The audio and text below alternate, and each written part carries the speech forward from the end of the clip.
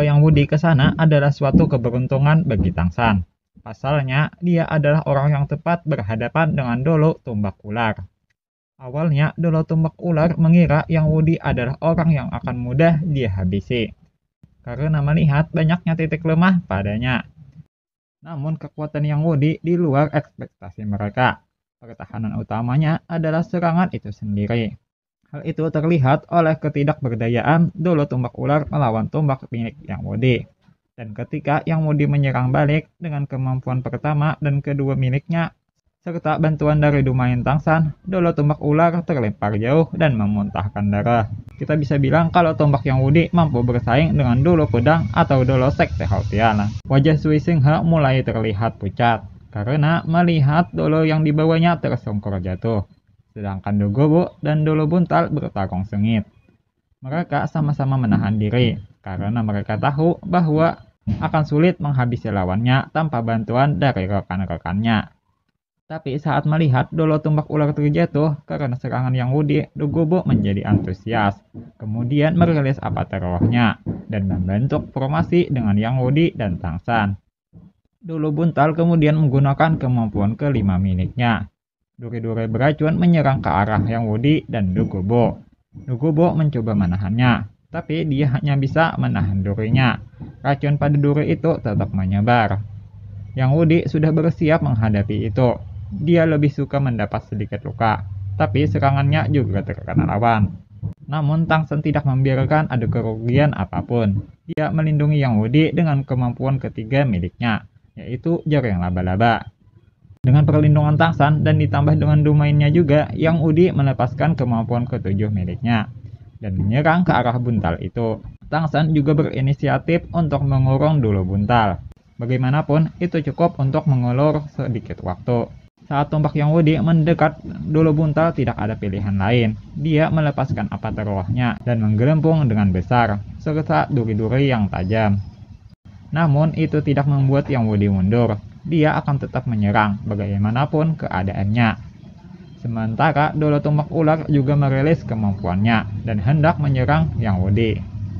Dia berpikir ketika tombak Yang Wudi mengenai Dolo Buntal, Yang Wudi akan terkena serangannya.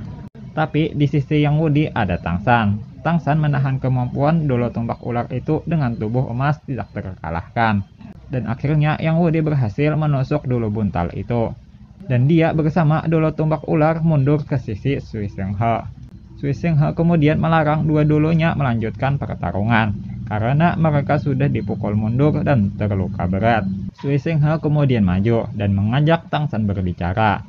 Sui Singha mengatakan kalau Tangsan lebih baik mengalah dan bergabung bersamanya, karena sekarang dialah pemimpin para prajurit kerajaan.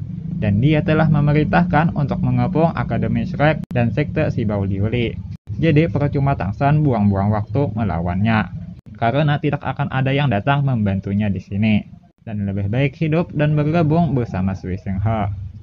Dan jika Tangsan bergabung, maka dia akan mendapatkan dukungan penuh dan akan cepat mencapai puncak. Tangsan kemudian berkata kalau dia akan bergabung dengan Sui Singha apabila dia menyetujui permintaan Tangsan.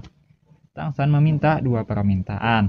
Yang pertama, selain Hulina, dia ingin balas dendam dan menghabisi semua orang yang terlibat penangkapan Xiawo, termasuk Krisan dan Grosdolu.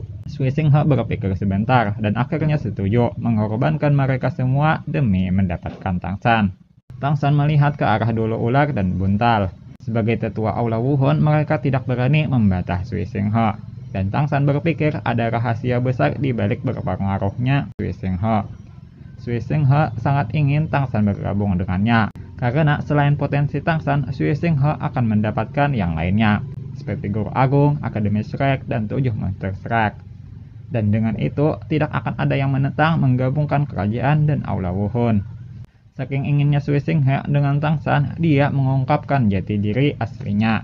Dia berkata kalau dia bukan anak dari Kaisar Suye, melainkan anak dari Paus Aula Wuhon terdahulu, yang mana musuh dari Tang Hao.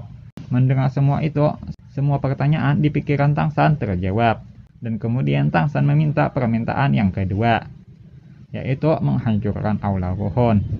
Mendengar permintaan kedua dari Tangsan, Sui Singha marah besar, karena merasa dipermainkan oleh Tangsan.